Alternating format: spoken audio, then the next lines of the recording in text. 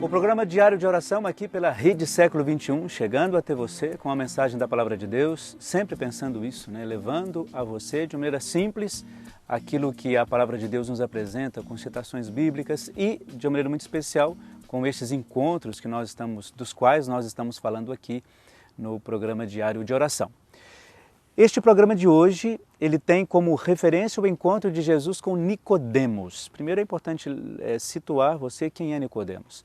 Nicodemos, aliás, foi um fariseu que tinha um grande apreço pela sua religião e, obviamente, acreditava muitíssimo na sua religião, mas ele sabia que só isto não era suficiente. Então, o encontro de hoje, Jesus e Nicodemos. Por que que Nicodemos achava que a sua religião não era o suficiente? Ele não desmereceu, obviamente, a sua religião, não disse que ela não era válida ou que ela não tinha aquilo que ele necessitava para ser uma pessoa melhor ou para ter um relacionamento importante e de fato, produtivo com Deus. Mas ele sabia que alguma coisa faltava.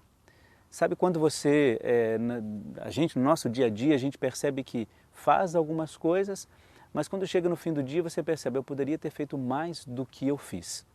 Era um exemplo muito simples, mas esta é a realidade de Nicodemos. Então por isso que, sendo um fariseu do seu tempo, que eu já tinha comentado com vocês aqui, não era um grupo que tinha bom relacionamento com Jesus, nem todos obviamente, mas normalmente era assim. Então ele era um fariseu e então ele queria se encontrar com Jesus porque ele sentia essa necessidade e sabia que Jesus poderia ajudá-lo.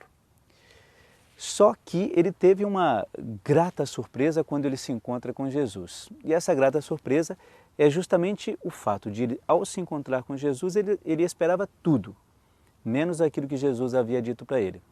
Você precisa nascer de novo. E aí a gente se confunde, certamente ele se confundiu também com essas palavras de Jesus. E por que esta confusão? Porque era inconcebível para ele justamente nascer de novo. Como? E a pergunta que ele faz é essa: como que eu posso nascer de novo se eu já sou velho? Como é que eu vou poder entrar de novo no útero da minha mãe? Aliás, essa citação ela sempre é lida nos nossos batismos, nossos batizados na igreja, não é?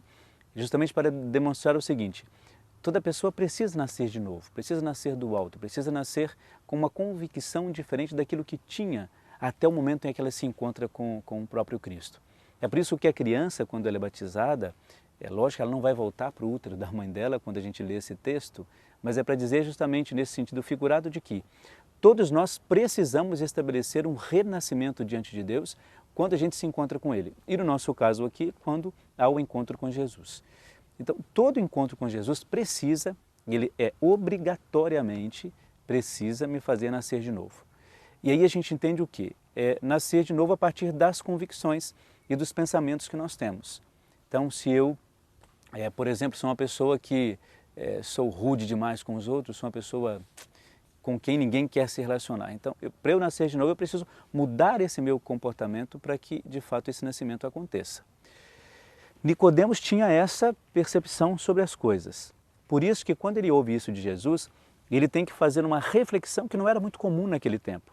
Porque esse sentido de alegoria, de lembrar, olha, Deus é comparado àquele pastor que tem as suas ovelhas e que cuida delas. Esse sentido alegórico ou figurado não era muito comum naquele tempo, por mais que as parábolas já existissem. Agora, trazer isso para a vida não era comum, então por isso que Nicodemos teve essa dificuldade, que eu tenho e que você também tem, de às vezes perceber essas nuances, essas diferenças, essas coisas bem simples, mas que a gente precisa ter um olhar atento para saber, olha, isso é a linguagem de Deus. Então por isso que nascer de novo é uma proposta que o encontro de Jesus com Nicodemos foi feita. A proposta de mudança, uma mudança que pode ser radical, pode ser processual, pode ser uma mudança que de fato ela nos ajude a sermos pessoas melhores. Então é importante que você pense nisso. Quando a gente ouve essa passagem, passagem bíblica, é para dizer assim, olha, você precisa mudar, você precisa nascer de novo. Isso porque a mudança pessoal ela é uma necessidade.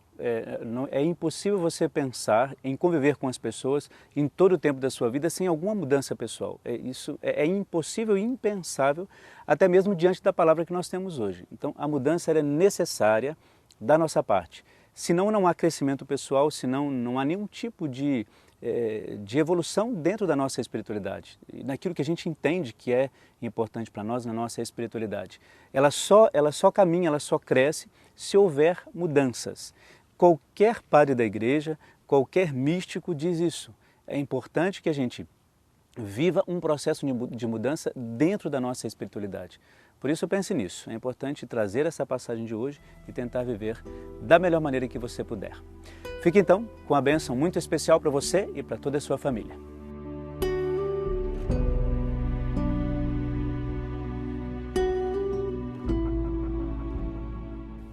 Nós vos louvamos e bendizemos, Deus Criador de todas as coisas, que no princípio criastes o homem e a mulher para constituírem uma sociedade de vida e amor. Também vos agradecemos, Senhor, porque vos dignastes abençoar o casamento dos nossos irmãos, dos vossos filhos e filhas, para ser uma imagem da união de Cristo com a Igreja. Olhai agora com bondade para eles e como lhes preservastes a união em meio a alegrias e dificuldades, assim renovai neles sempre a aliança nupcial, aumentando sempre o amor e reforçando os laços da paz, a fim de merecerem receber sempre a vossa bênção e a vossa felicidade. Tudo isso nós os pedimos por Jesus Cristo, que convosco vive e reina na unidade do Espírito Santo. Amém. O Deus da aliança e do amor habite sempre na vida deste casal e dê a ele muita paz e união. A todos nós, Deus nos abençoe e nos acompanhe, Ele que sempre estará ao nosso lado. Louvado seja o nosso Senhor Jesus Cristo, para sempre seja louvado. A bênção de Deus Todo-Poderoso, Deus que é Pai, Filho e Espírito Santo. Amém.